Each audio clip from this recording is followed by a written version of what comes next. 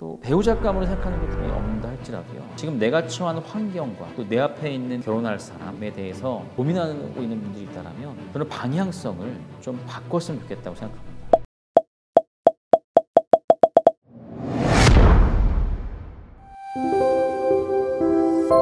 여러분 안녕하세요. 오늘은 결혼이 임박한 사람들에게 나타나는 현상들에 대해서 이야기를 나눠보고자 합니다. 최근에 이제 제 주변에 제가 아는 청년분들 중에 이제 결혼한 분들이 이런 이야기들을 저한테 많이 했습니다. 어떻게 결혼할 수 있게 됐었나요? 또 결혼한 비결이 뭔가요? 물어봤을 때 비슷한 답변들이 있었어요. 내가 기존에 가지고 있던 결혼에 대한 기준들, 가치들을, 내 욕망이나 욕심들을 좀 이렇게 내려놓고 포기하니까 결혼에 이룰 수 있었다라는 이야기들을 많이 들었습니다. 그래서 오늘은 성경 속에 나타나는 인물들의 모습을 보면서 결혼이 임박했을 때 어떤 현상들 또는 어떤 선택들을 하게 되는지 함께 이야기를 나눠보고자 해요. 여러분, 보통 우리 결혼을 생각할 때 어떠한 마음들이죠? 내가 원하는 욕망이나 또 내가 원하는 가치들이 최대한 이루어지기를 바라는 게 사람들의 인지상정입니다. 룻기에 등장하는 나오미와 롯과 보아스는요, 저는 그들이 중요시 여기는 욕망과 가치를 내려놓았다라고 생각합니다. 먼저 나오미는요, 고향 땅으로 돌아오면서 그 시어머니로서 며느리들에게 부양받을 수 있는 권리를 내려놓았어요. 여러분, 이게 말은 쉬운 것 같지만 그 당시 사회에서는요, 시어머니는 자기의 남편이 죽고 아들들이 죽었다 하더라도 법적으로 그 며느리들의 부양을 죽을 때까지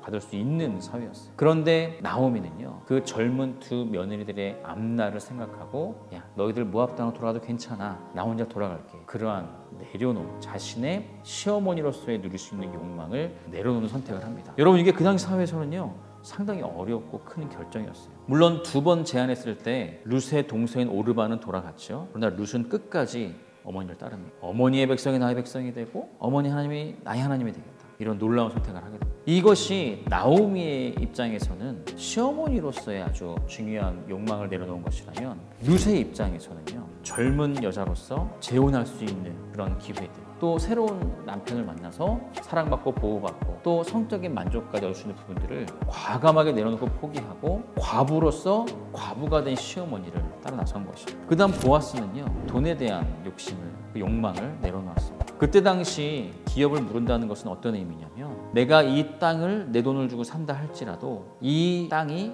나의 땅이 되는 것이 아니라 보아스가 룻과 결혼해서 태어난 아이의 것이 되는 거예요. 그러니까 단지 자기는 그걸 이어가기만 한 거라는 거죠. 그렇기 때문에 보아스보다 먼저 그 기업물을 권리가 있었던 사람은 포기했죠. 왜요? 내 재산에 손해가 날까 봐. 근데 보아스는 내 재산에 손해가 나고 내가 룻과 결혼해서 아이가 태어나도 내 후손이 아니라 나오미의 남편이었던 엘리멜렉, 그리고 룻의 남편이었던 말론의 후손이 된데도 불구하고 보아스는 자기의 친족 나오미와 룻을 위해서 자신의 경제적 손실, 경제적 욕망을 포기하고 내려놓는 선택을 하게 됩니다. 그 다음 두 번째, 우리가 이 나오미, 룻, 보아스 세 사람에게 살펴볼 수 있는 무엇이냐면, 자신들이 중요하게 여기는 가치들을 각자의 자리에서 내려놓았다는 것을 볼 수 있어요. 먼저 나오미는요, 자신이 다시 유대 땅으로 돌아가면 사람들에게 받을 어떤 수치와 부끄러움을 개의치 않았습니다. 그리고 남편도 없이, 아들들도 없이, 며느리들도 없이 자기 혼자 고생을 감수할 것을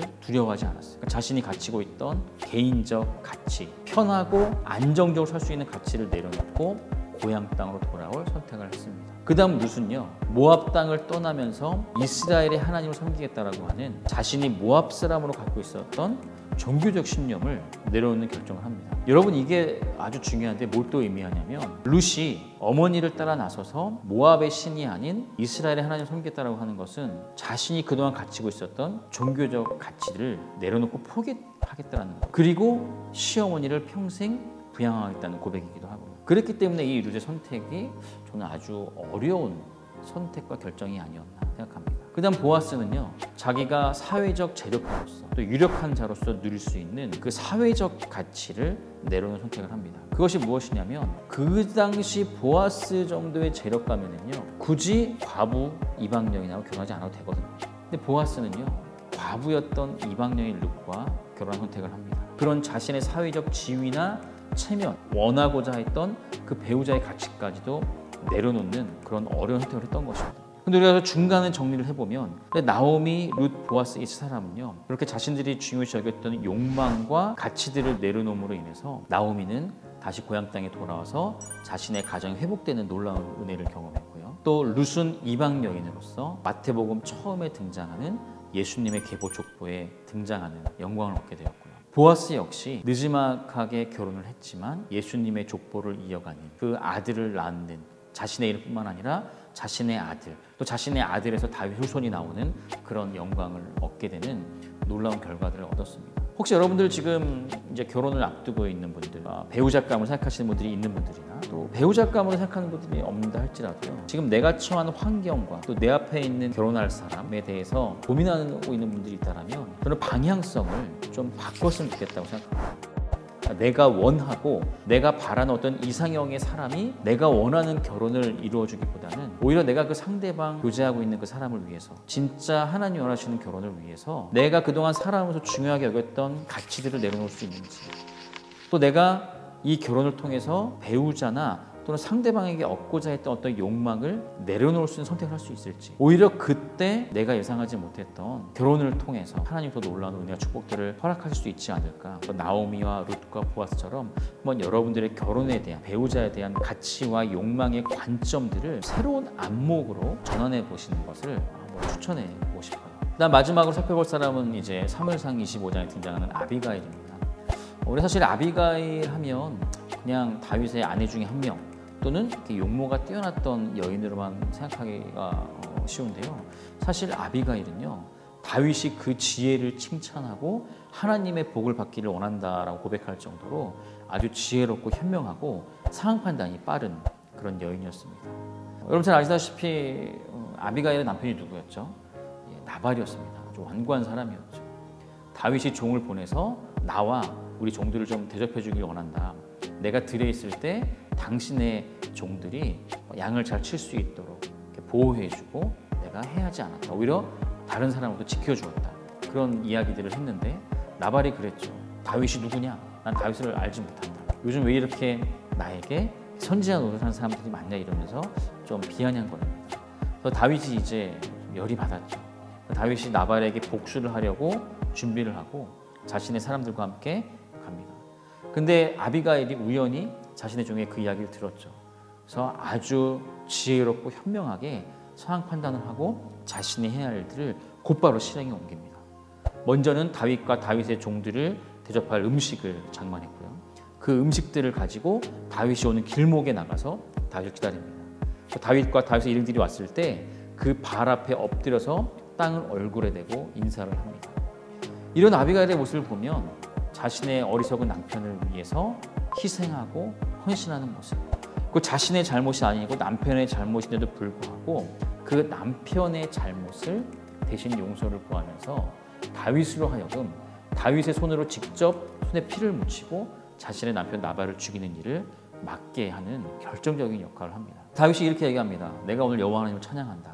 나로 내 손에 피를 묻히지 않고 여호와 하나님께서 스스로 나발과 나발의 집에 나의 그 원수를 갚을 수 있도록 하게 한 이 여인의 지혜를 내가 높이 사고 이 여인이 여호와 하나님께 복을 받기를 원한다라고 그렇게 고백할 정도로 아비가일이 그 짧은 순간에 얼마나 지혜롭고 현명하게 선택과 판단을 했는지 우리가 사무엘상 25장 말씀을 통해서 확인할 수가 있는데요. 또 아비가일이 사무엘상 25장에서 다윗에게 한 이야기들을 우리가 유심히 살펴보면 아비가일은요, 이미 다윗이 그 당시는 사울에게 쫓기고 있는 도망자 신세였지만 나중에 다윗이 이스라엘의 왕이 될 사람인 것을 알아보는 통찰력이 있었어요.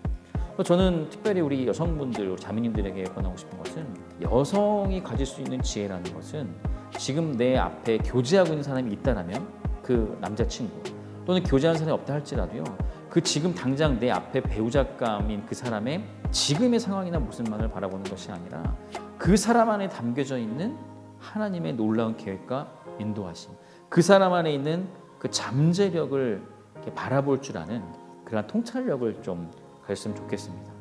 그래서 오히려 지금 내 앞에 있는 이 사람이 지금의 모습이 끝이 아니라 나중에 하나님께서 어떻게 놀랍게 사용하시고 세우실지를 바라보는 통찰력을 가졌으면 좋겠어요. 바로 그러할 때 우리가 결혼에 가까워질 수 있고 결혼에 꼴이 날 수 있는, 그 결혼에 열매를 맺을 수 있다고 생각합니다. 그런데 우리가 반대로 생각해 볼 때 이 아비가일이나 나오미나 룻이나 보아스와 같이 자신이 중요시 여기는 욕망이나 가치들을 내려놓지 않고 붙들고 있다라면 저는 오히려 룻과 보아스의 결혼도 아빌가일과 다윗의 결혼도 불가능했을 거라고 생각합니다. 그래서 우리가 정말 결혼이 임박하면요, 오히려 내가 그동안 살아오면서 쉽게 결정하지 못했던 부분들, 또 쉽게 내려놓지 못했던 부분들을 내려놓을 수 있게 되고, 또 그러한 과정들을 통해서 지금 내 앞에 있는 사람과 환경, 그리고 결혼에 대한 새로운 안목을 갖게 될 수 있다고 생각합니다. 저는 여러분들이 꼭 나오미와 룻과 보아스처럼, 또 아비가일처럼 지금 여러분들이 처한 환경과 상황 앞에서, 또 여러분들이 만나고 있는 그 사람 앞에서 이러한 부분들을 점검해 본다라면 내가 이전에 갖지 못했던 새로운 안목을 통해서 결혼에 대한 새로운 가치들을 발견할 수 있지 않을까. 그래서 나의 행복을 얻기 위한 결혼이 아니라 오히려 내가 나의 배우자의 행복을 위해 헌신하고 희생하고 노력하고 내려놓는 결정을 한다면 결혼과 더 가까워질 수 있다고 생각하고요. 그 결혼한 이후의 삶의 방향성이 오히려 그 상대방의 행복을 채워줌으로 인해서 나의 행복도 채워지는 그런 결혼 생활을 할 수 있다고 생각합니다. 그러나 결혼 전에도 오로지 내가 원하는 것들, 또 결혼 후에도 내가 원하는 것들을 계속 이어간다면 나도 불행하고 상대방 배우자도 불행하지 않을까. 저는 오늘 여러분들 룻과 보아스처럼, 또 나오미처럼, 아비가일처럼 그렇게 한번 내가 중요히 여겼던 가치와 욕망들을 내려놓는 결정과 선택, 또 아비가일처럼 그 지혜로서 나 자신의 낮아짐과 희생과 헌신을 통해서 결혼에 이룰 수 있게 되는 그런 놀라운 은혜의 경험들을 여러분들이 꼭 경험하시기를 간절히 바라고 기도하겠습니다. 감사합니다. 여러분 안녕.